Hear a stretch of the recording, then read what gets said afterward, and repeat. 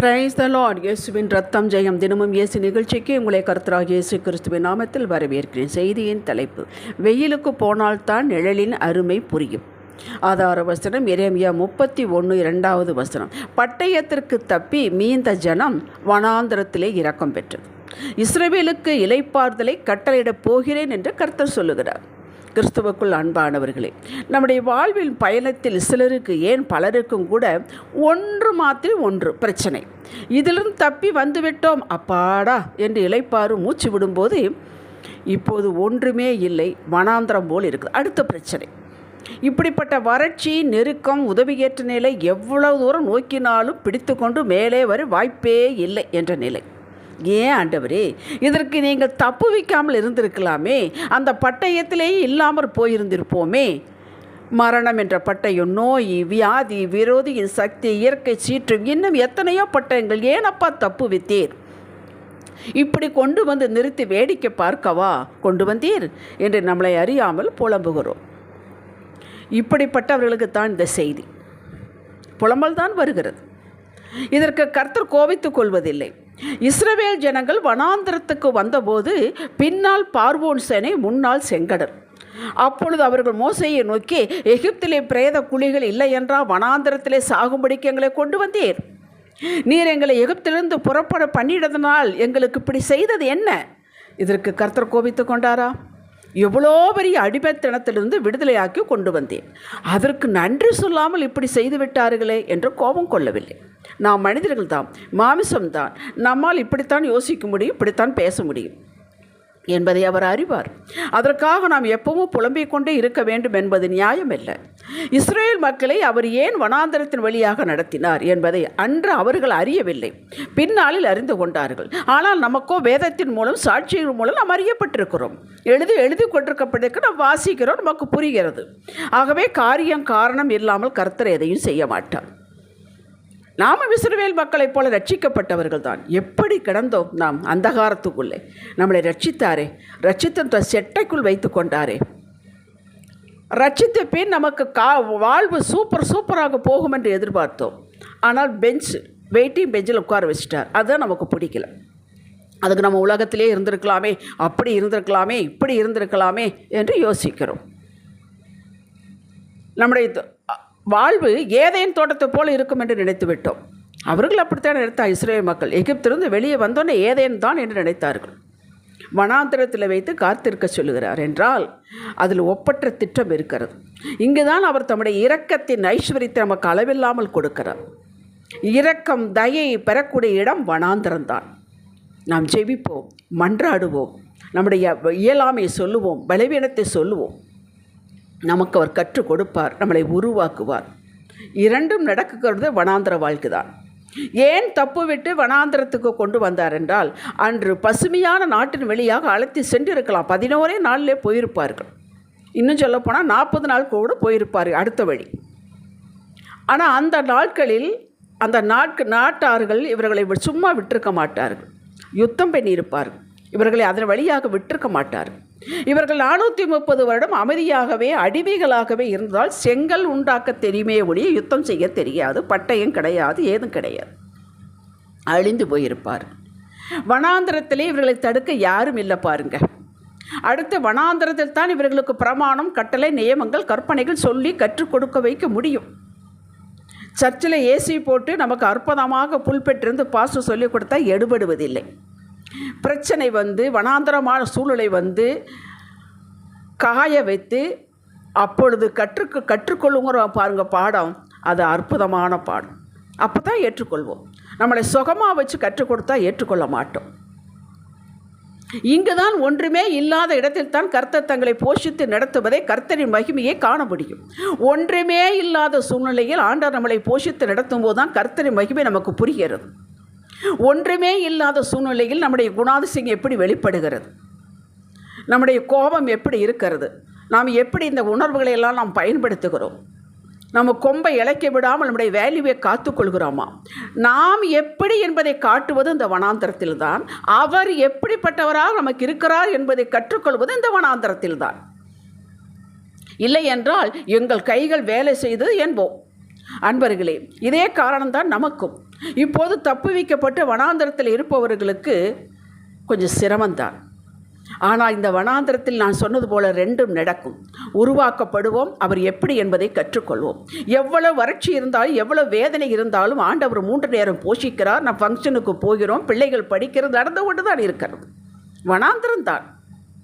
நானும் கூட ஒரு நாள் கர்த்தரிடம் கேட்டேன், அந்த கொரோனாவிலேயே என்னை எடுத்திருக்கலாமே, போய்விட்டதெல்லாம் என்று சொன்னார்கள், எதற்கப்பா தப்புவித்தீர் என்று பேசினார்.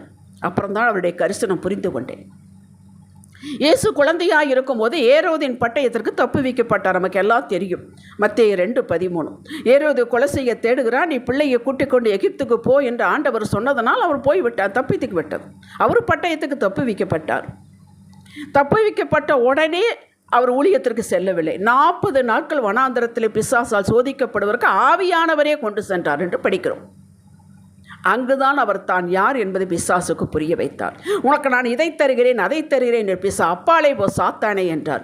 மேலே இருந்து கீழே குதி உன்னை தாங்குவார் என்பார். கர்த்தரை நான் சோதிக்க மாட்டேன் என்றார். இதையெல்லாம் அந்த கல்லையெல்லாம் அப்பமாக்கு என்று சொன்னார். ஆக்க முடியும், ஆனால் ஆண்டவருடைய வார்த்தையினால் தான் மனிதன் பிழைப்பான் என்று அங்குதான் சொன்னார். அப்போ வனாந்தரத்தை உண்மையான குணம் நமக்கு வெளிப்படுகிறது. ஒரு காசுக்காக, ஒரு நேரம் சாப்பாட்டிற்காக, ஒரு சலுகை கிடைக்கிறது என்பதற்காக நாம் எதையும் விற்று விடாமல் இருக்கிறோமா, இல்லை அடகு வைத்து விடுகிறோமா என்று பார்க்கிறார். அங்கே தான் நம்முடைய குணம் சோதிக்கப்படுகிறது. அதில் நாம் பாஸ் ஆக வேண்டும். வனாந்தரத்தில் தான் நாம் பாஸ் ஆக வேண்டும். எல்லாம் இருக்கும்போது நம்ம சிரித்து பேசுவது ஒன்றும் பெரிய கஷ்டம் இல்லை.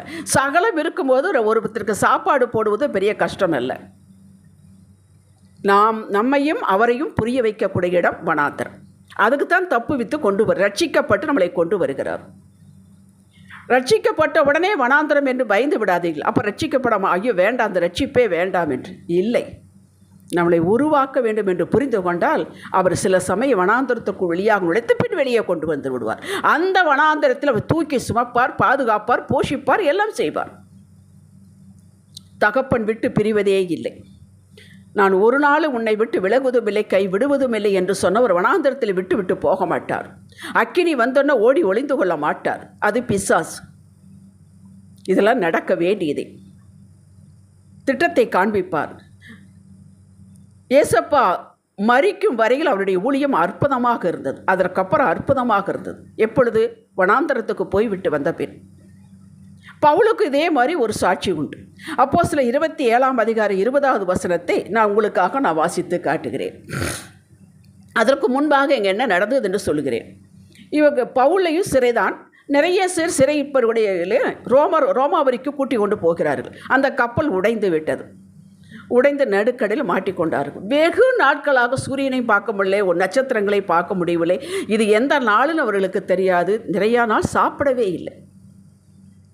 அப்போ அவர்கள் சொல்கிறார்கள், அநேக நாளாக சூரியனாவது நட்சத்திரங்களாக காணப்படாமல் மிகுந்த பெருங்காற்றும் மழையும் அடித்து கொண்டிருந்தபடியினால் இனி தப்பி பிழைப்போம் என்னும் நம்பிக்கை முழுவதும் அற்று போயிற்று. கேட்டீர்களா? இன்னி பிழைக்க முடியாது, அவ்வளவுதான் என்று. ஆனால் கர்த்தருடைய இடைப்பட்டார் பவுலோட. பவுல் ஜெபம் பண்ணினார், எல்லாரையும் சாப்பிட வைத்தார். பின் ஒரு தீவில் விழுந்தார்கள். அந்த தீவுக்கு பேர் மெலித்தா என்ற தீவு. அங்கே அப்போஸ்தலர் 28:4, 5, 6, 10 எடுத்து குறித்து வைத்துக்கொண்டு வாசித்துக்கொள்ளு. அந்த மெலித்தா தீவுக்கு வந்தவுடன் எல்லாம் நனைஞ்சு தண்ணிலேயே ஊறி போய் கிடக்கிறார்கள். இப்போ அவர்களெல்லாம் அந்த தீவாரெலாம் சேர்ந்து ஒரு அனல் மூட்டி குளிருக்கு காய்கிறார்கள். அவர்களோடு இவர்களை இணைந்து கொண்டார்கள். இப்படி விறகு பொறிக்க அனலுக்குள் போடுகிறார்கள். அப்போ பவுலும் ஒரு விறகு பொறுக்கும் பொழுது விரியும் பாம்பு அவன் கையை பிடித்து கொண்டது. அப்போ இந்த தீவார் யோசிக்கிறார்கள், அடேங்கப்பா அங்கேருந்து தப்பிச்சு வந்தான், ஆனால் இங்கே மாட்டிக்கிட்டான். அப்போ அவங்க சொல்கிறத பாருங்கள் எப்படி இருக்கு. விஷப்பூச்சி அவன் கையிலே தொங்குகிறதை அந்நியராகி அந்த சீவார் கண்டபோது, இந்த மனுஷன் கொலைபாதகன், இதற்கு சந்தேகம் இல்லை, இவன் சமுத்திரத்துக்கு தப்பி வந்தும் பழியானது இவனை பிழைக்க ஒட்ட விடவில்லை என்று தங்களுக்குள்ளே சொல்லி கொண்டார். அவன் அந்த பூச்சியை தீயிலே உதிரி போட்டு ஒரு தீங்கும் அடையாதிருந்தான். அவன் வீக்கங்கண்டு அல்லது சடுதியாய் விழுந்து சாவான் என்று அவர்கள் பார்த்து கொண்டிருந்தார். நெடு நேரமாய் பார்த்து கொண்டிருந்தார். ஒரு சேதமும் அவனுக்கு வராதை கண்டபோது வேறு சிந்தையாகி இவன் தேவன் என்று சொல்லி கொண்டார்கள். இதுதாங்க மனிதர்கள். முதலில் என்ன சொன்னார்கள்? ஐயோ இவன் கொலைபாதகன், கப்பலில் வந்து தப்பி வைக்கப்பட்டு இங்கே வந்து மாட்டிக்கிட்டானாங்க. இப்போ அவனுக்கு ஒரு சேதம், விரியம்பாம்பு கடிச்சு யாராவது பிழைச்சது உண்டா? அவன் உதறி போட்டு அந்த தீயுக்குள்ளே அந்த பூச்சியை உதறி போட்டு விட்டான். அவனுக்கு ஒன்றுமே நடக்கலை. இப்போ என்ன சொல்கிறார்கள்? அதே மனிதர்கள் என்ன சொல்கிறார்கள்? வேறு சிந்தையாகி இவன் தேவன் என்று சொல்லி கொண்டார். அப்படித்தாங்க சாட்சி நமக்கு வரும். இனி இவங்கெல்லாம் பிழைக்கவே முடியாது. என்னமோ இயேசு வேணும்னு போனாங்க, ரட்சிக்கப்பட்டாங்க, சர்ச்சுக்கு போனாங்க, அப்புறம் பார்த்தா தலைகீழாக போகுது வாழ்க்கை. இனி அவர்கள் எந்திரிக்கவே மாட்டார் என்று பேசுவார்கள். இவர்கள் செய்த பாவமெல்லாம் கழுவப்பட்டு, எங்கே கழுவப்பட்டது? அப்புறம் ஏன் இப்படி போகிறார்கள் என்பார்கள். ஆனால் ஆண்டவர் அந்த இடத்தில் அவர்களையும் பேச வைத்து, நம்மை கேட்க வைத்து, நம்மை உருவாக்கி, அவருடைய அன்பை காட்டி, அவருடைய கரிசனத்தை காட்டி, அவருடைய தயவை காட்டி உயர்த்துவார். பாருங்கள். இப்போ அதே மாதிரி இது சொன்னவங்க மாதிரி, பவுலை சொன்னவங்க மாதிரி மாற்றிக்குவாங்க. இவர்கள் கும்பிட்ற சாமி அற்புதமானது, இதெல்லாம் நான் கேள்விப்பட்டிருக்கேன். அதனால் என்னால் சொல்ல முடிகிறது. அப்படித்தான் உயர்த்துவார், உங்களையும் உயர்த்துவார். வனாந்தரத்தில் தான் நாம் உருவாக்கப்படுகிறோம், இரக்கம் பெறுகிறோம், எதிர்கால திட்டம் பெறுகிறோம், ஆத்மா சரீரம் பலன் பெறுகிறோம். ஒரு ரோஷம் வைராக்கி ஆண்டவர் மேல் விடவே மாட்டேன் என்ற வைராக்கி அங்கே தாங்க வருகிறது. என்ன ஆனாலும் சரி விடமாட்டோம் என்று. இந்த வனாந்தர அனுபவம் அவசியம் என்பதை பின்னாளில் உணர்கிறோம். பிள்ளைகளுக்கு கற்றுக் கொடுக்கிறோம். இப்படித்தானப்பா நாங்கள் இருந்தோம், ஆனால் ஆண்டவரை நாங்கள் விடவில்லை, ஆண்டவர் எங்களையும் விடவில்லை. மக்களெல்லாம் வெளியில் இப்படித்தான் பேசிக்கொண்டார்கள், அதை காதில் மட்டும் வாங்கி கொண்டோம், அவ்வளவுதான் என்று பிள்ளைகளுக்கு நாம் கற்றுக் கொடுப்போம். வரு சந்ததிக்கு பாடம் வைத்து போகிறோம். இதைத்தான் தாவீது சங்கீதம் 71:18 21 வரை சொன்னால், நான் உங்களுக்கு 21 மட்டும் நான் உங்களுக்கு வாசித்து காட்டுகிறேன். இதே பாடுதல் அவனுக்கும். அநேக இக்கட்டுகளையும் ஆபத்துகளையும் காணும்படி செய்த என்னை நீ திரும்பவும் உயிர்ப்பித்து, திரும்பவும் என்னை பூமியின் பாதாளங்களிலிருந்து ஏற பண்ணுவீர். என் மேன்மையை பெருக பண்ணி என்னை மறுபடியும் தேற்றுவீர். கேட்டீர்களா? மறுபடியும் நம்மளை தேற்றுவார். எதுவரை? அவர் காணும் அந்த உயர்வு வரை. நாம் ஒரு உயர்வை வைத்திருப்போம், நமக்கு அவ்வளோதான் தெரியும். ஆனால் ஆண்டவர் ஒரு பெரிய திட்டம் வைத்திருக்கிறார். ஏசாயா 55:8-9 வாசித்துப்பார். அவர் நம்மை எந்த அளவுக்கு உயர்த்த வேண்டும் என்று வைத்திருக்கிறாரோ அந்த அளவுக்கு உயரும் வரை நம்மளை மறுபடியும் தேற்றுவார். அல்லேலூயா. இதே தாவீது சங்கீதம் 119 67 71 75 சங்கீதம் வாசித்து பாருங்கள். நான் பிரமாணத்தை கற்று உபத்திரவப்பட்டது நல்லது என்று சொல்லுகிறார். உபத்திரவப்படுவதற்கு முன் வழிதப்பி நடந்தேன் என்கிறார். இப்பொழுது பிரமாணத்தை கற்றுக்கொண்டேன் என்கிறார். நீங்கள் என் உண்மையின்படி என்னை உபத்திரவப்படுத்தினீர் என்கிறார். வாசித்து பாருங்கள். யோசேப்பை கொண்டு குழியில் போட்டார்கள். மரணம், கொன்று போடுங்களா, வேண்டான்னு சொல்லி குழியில் போட்டாங்க. அவனே நினச்சிருப்பா, பரவாயில்ல குழியிலையாவது போடுறாங்களே. மறுபடியும் குழியிலிருந்து வெளியே கொண்டார். என்னை வெளியே விட்டாங்கன்னு விற்று போட்டாங்க. அடுத்து ஒரு பட்டை இது தப்பிச்சா இன்னொரு பட்டையும் கடைசியில் சிறைக்கு போனான். எல்லாம் நீங்கள் அறிந்ததே. ஆண்டவர் உயர்த்தவில்லையா? அந்த வனாந்தரத்தில் அவனை உருவாக்கி உயர்த்தவில்லையா? எல்லா காரியங்களுக்கு நன்றி சொல்லுங்கள்.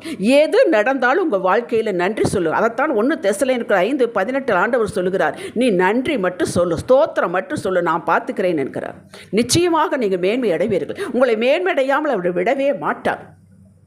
ஜெபிக்கலாம். தகப்பனே, சாட்சிகளை கேட்டோம், சத்தியத்தை கற்றோம். நீங்கள் எங்களோடு இருக்கும் வரை வனாந்தரமோ ஏதுவோ அது எல்லாம் வயல்வெளிதான்.